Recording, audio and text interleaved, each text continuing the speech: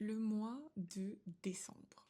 Décembre, c'est la fin d'année et beaucoup de gens se sentent pas au top pendant cette période. Alors on dit que c'est la fatigue, on dit que c'est l'hiver, on dit que c'est la pression des fêtes, mais il y a quelque chose qui se passe au fond. Il y a quelque chose qui se passe au fond et qui fait que si tant de personnes témoignent de la même chose au mois de décembre, c'est peut-être qu'il y a une raison. On met plein de choses en place pendant l'année, à la rentrée de septembre, on tient octobre, novembre, décembre arrive, et là c'est beaucoup plus lourd. On se sent beaucoup plus fatigué, on se sent beaucoup plus sensible. Il y a des souvenirs qui reviennent comme ça, sans prévenir. Alors pourquoi ce mois-là, plus que les autres, semble rallumer des blessures profondes? Pourquoi, alors que tout le monde part de fêtes, de joie, de retrouvailles, toi, parfois, tu te sens un petit peu à contre-courant et tu te sens fatigué? Dans cet épisode, je vais t'expliquer ce qui se joue vraiment au niveau émotionnel et inconscient quand décembre arrive. Tu vas comprendre pourquoi certaines douleurs se réveillent, même quand tout va bien, entre guillemets, dans ta vie. Et surtout, comment traverser cette période avec de la douceur, de la clarté et moins de culpabilité.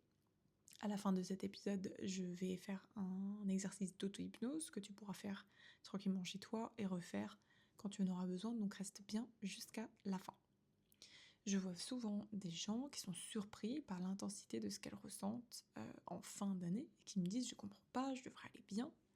Pourtant, c'est compliqué. Si tu ne me connais pas, je suis Léa, hypnothérapeute certifiée, j'exerce à Lyon et en visio. Et dans cet épisode d'Hypno-Radio, je t'invite à poser un autre regard sur le mois de décembre. Un regard qui va normaliser et ouvrir un petit peu cette réparation intérieure dont tu as besoin.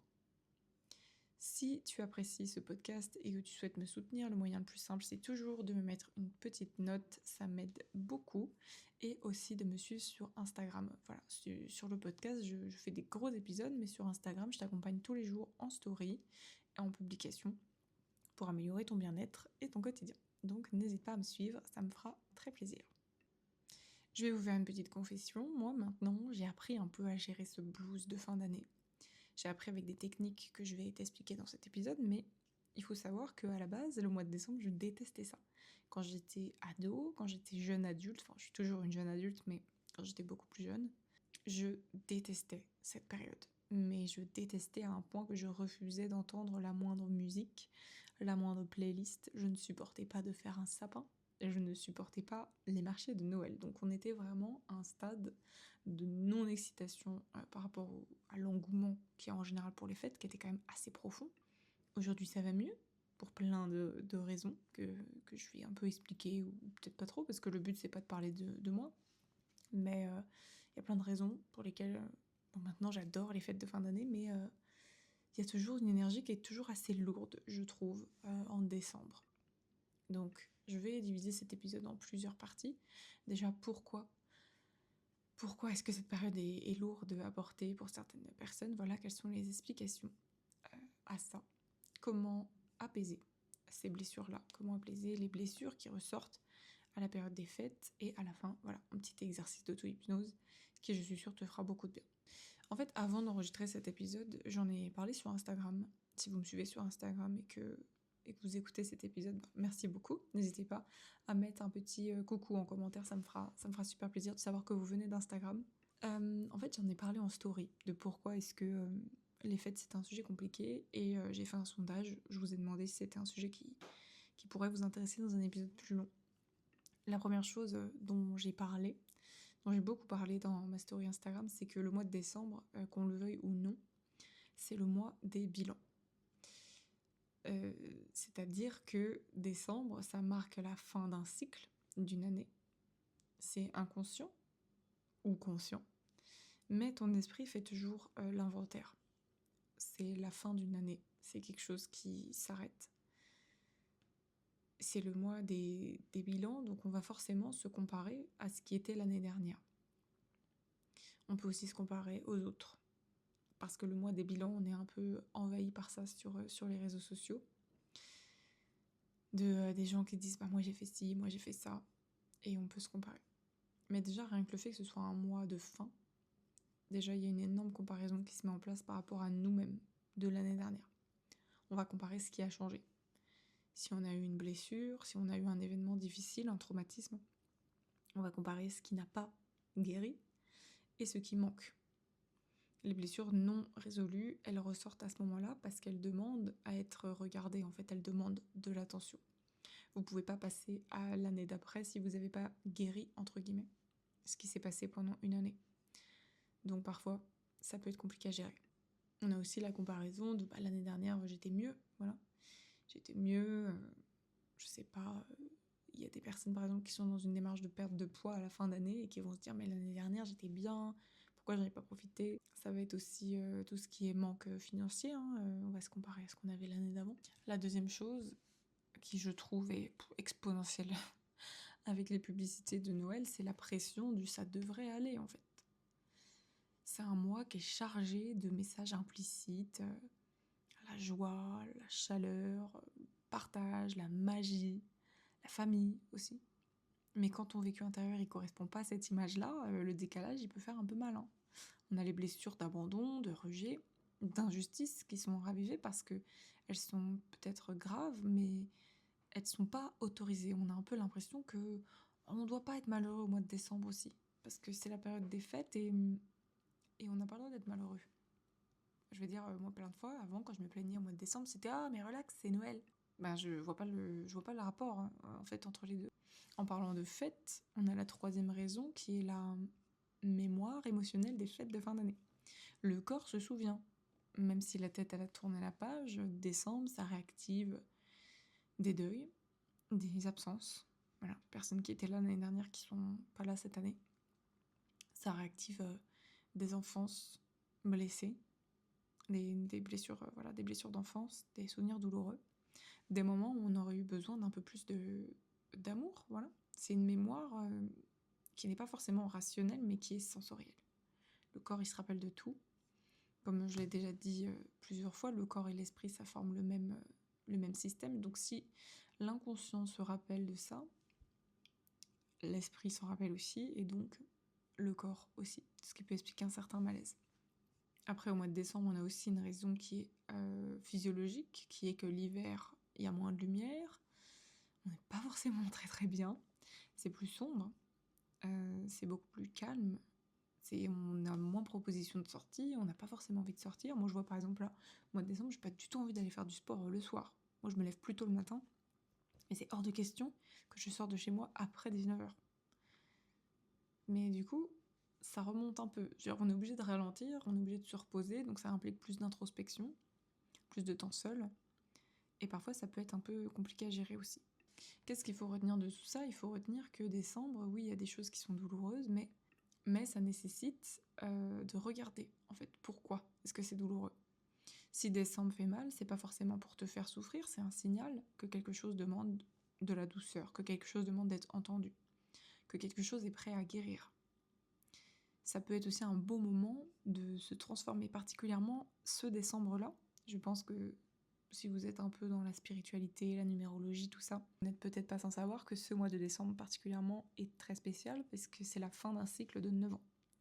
C'est la fin d'un cycle de 9 ans et on va en commencer un nouveau. Donc oui, ce mois de décembre, il est très chargé, non seulement parce que c'est la fin de décembre 2025, mais parce que c'est la fin d'un cycle de 9 ans. Donc inconsciemment même, il y a plein de choses qui se mettent en place, de comparaison, de blessures qui reviennent sur les 9 dernières années. Je sais que pour moi, c'est quelque chose de très positif parce que je vois vraiment tout le chemin que j'ai parcouru en 9 ans et ça m'émeut, mais dans le sens vraiment positif. Et c'est ce que je vais vous inviter à faire dans cet épisode. C'est l'exercice qu'on va faire ensemble aujourd'hui. La première chose pour se libérer un petit peu de ces blessures de fin d'année, c'est d'arrêter de vouloir absolument lutter contre ce qui fait mal, arrêter de vouloir le mettre sur le tapis. Voilà, plus vous allez chercher à positiver, plus la blessure se crispe. Plus on va se dire oh non non c'est bon, je vais mettre ça sous le tapis, moins l'apaisement va arriver. Ce qui fait du bien, c'est d'accepter ces émotions, voilà. De pas forcément lutter.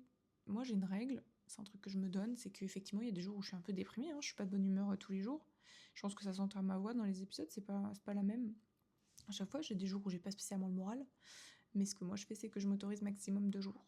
Alors c'est une règle, moi c'est une règle que je me suis fixée, c'est quelque chose qui je trouve fonctionne bien et je connais pas mal de gens qui font la même chose, c'est je me fixe 2 jours. Je me dis c'est 2 jours maximum, avec la tête, la tête un peu à l'envers, pas plus. Parce que si ça dure plus de 2 jours, ça peut redevenir une habitude et pour moi, c'est inconcevable. Donc je m'autorise 2 jours maximum. Mais au moins, ça me permet d'accepter ce que je ressens. Le premier jour, j'accepte que voilà, que je suis pas forcément au top.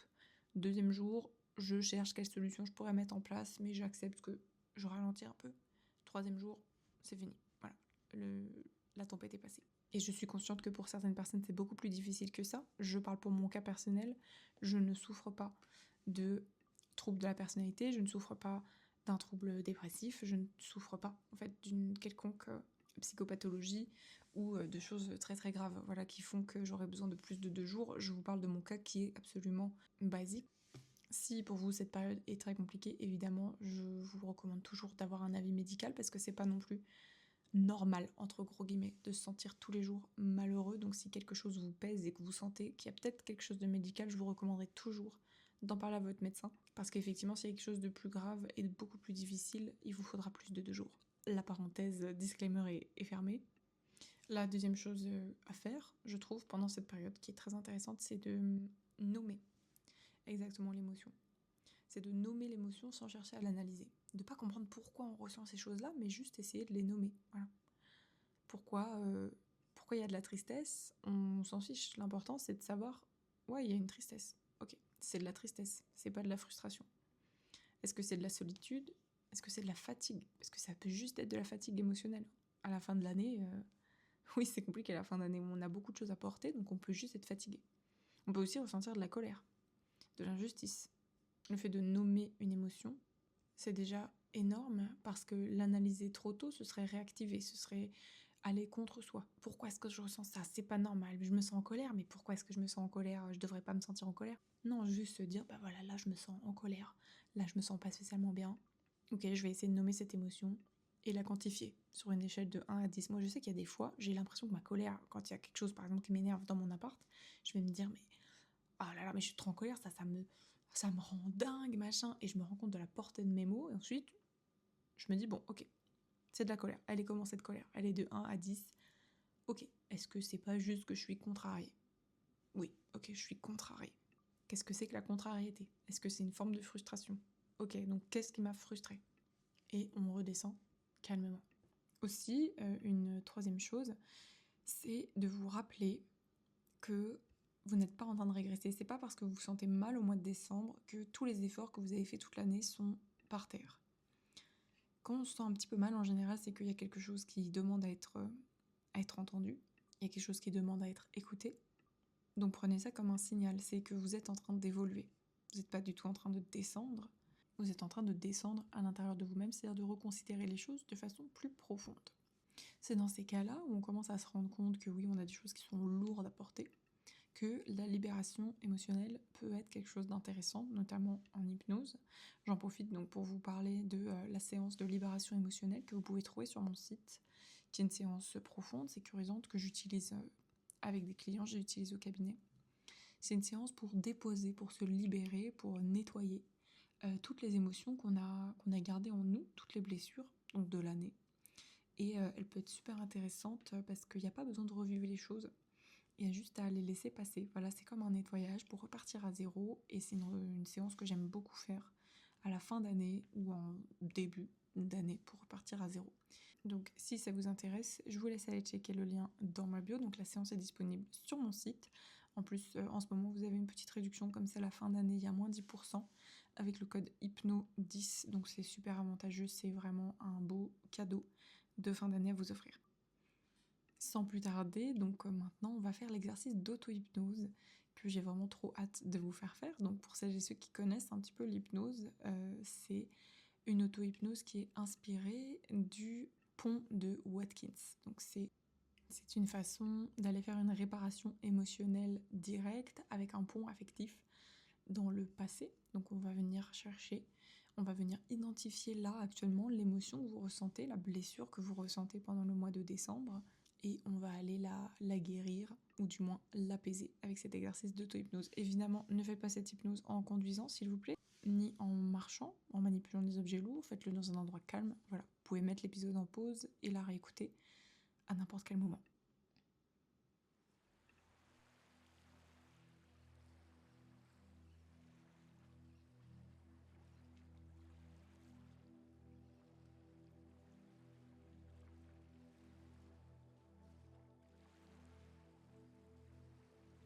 peux t'installer dans une position confortable, assis ou allongé, les pieds ou le corps en contact avec un support stable, et prends un instant pour remarquer.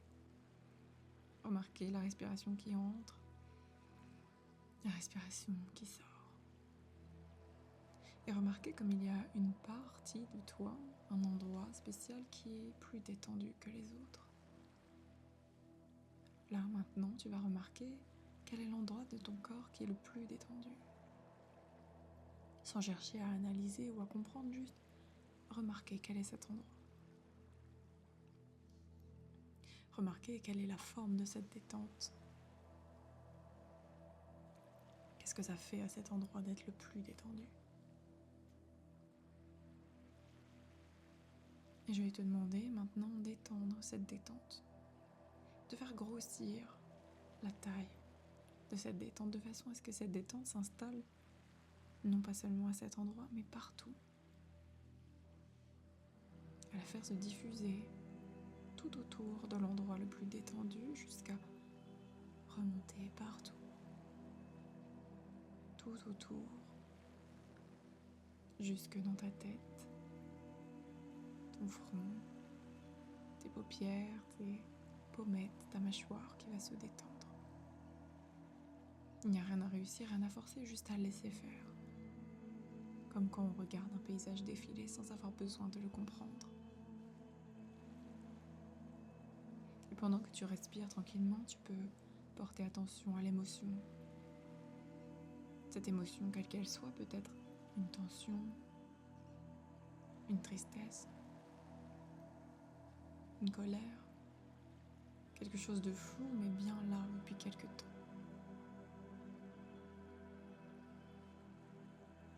Tu n'as pas besoin de la nommer parfaitement, tu peux simplement la sentir, là où elle se manifeste dans ton corps. Peut-être dans la poitrine, le ventre, la gorge ou ailleurs. Et pendant que tu la ressens, tu peux déjà remarquer que plus tu sens cette émotion, plus une autre partie de toi observe tranquillement. Et c'est souvent intéressant de remarquer que certaines émotions ont une histoire et que parfois, sans que le mental n'ait besoin de comprendre comment, une émotion peut servir de pont. Un pont invisible entre maintenant et avant. Comme si le temps à cet instant précis pouvait se plier, s'assoupir et devenir moins linéaire. Dans un instant, je vais compter de 5 à 1 et à chaque chiffre, tu peux te laisser glisser un peu plus à l'intérieur. 5. Le corps se détend un peu plus. 4. L'attention se tourne naturellement vers l'intérieur. 3. Comme si quelque chose descendait doucement. 2. L'émotion devient un fil. 1. Un fil qui te guide. Sans chercher, sans analyser, un moment du passé, là, peut s'imposer. Un moment où cette émotion était déjà là, similaire.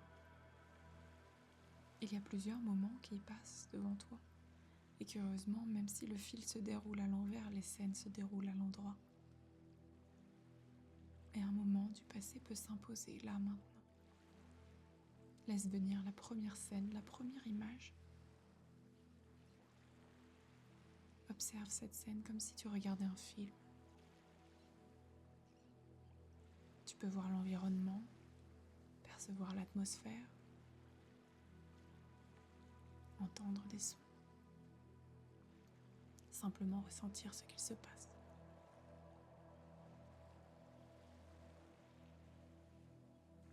Et tu remarques la version plus jeune de toi, celle qui vit cette émotion. Alors, en regardant cette scène, pose-toi cette question. De quoi j'aurais eu besoin à ce moment-là? Laisse la réponse venir, elle peut être simple, ça peut être un mot, une phrase, un besoin. Et quand tu l'auras trouvé, dis-le à voix haute, même doucement, même en chuchotant.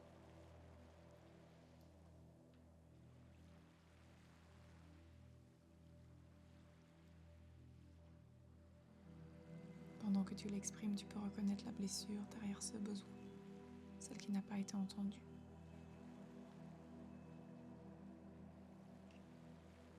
Alors maintenant, tel que tu es aujourd'hui, tu peux t'approcher de cette version plus jeune de toi et lui offrir exactement ce dont elle a besoin.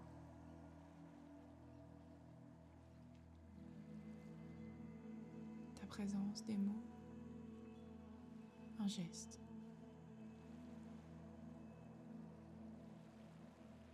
Tu peux lui offrir maintenant et elle peut recevoir. Observe ce qui change.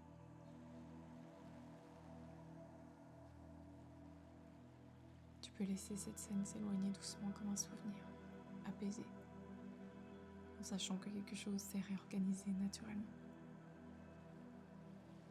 Je vais compter de 1 à 6. Et à 6, tu seras revenu tranquillement ici et maintenant. 1. Ton corps reprend sa présence dans l'espace. 2. Tu peux bouger tes doigts. Bouger tes doigts assez fort, comme si tu souhaitais éclabousser. Voilà, comme si tu avais de l'eau sur le bout des doigts et que tu essayais d'éclabousser tout autour de 3. 3. L'énergie revient doucement. Tu entends un peu plus distinctement ma voix. Et 4. Toutes tes sensations se rééquilibrent. Tu peux bouger la tête de gauche à droite, de haut en bas en faisant des grands oui. Et 5. Tu peux bouger. Bouge encore plus. Légèrement, tu peux bouger les pieds, sentir ton dos. Et 6. Ouvre les yeux ici et maintenant en gardant seulement ce qui est utile pour toi.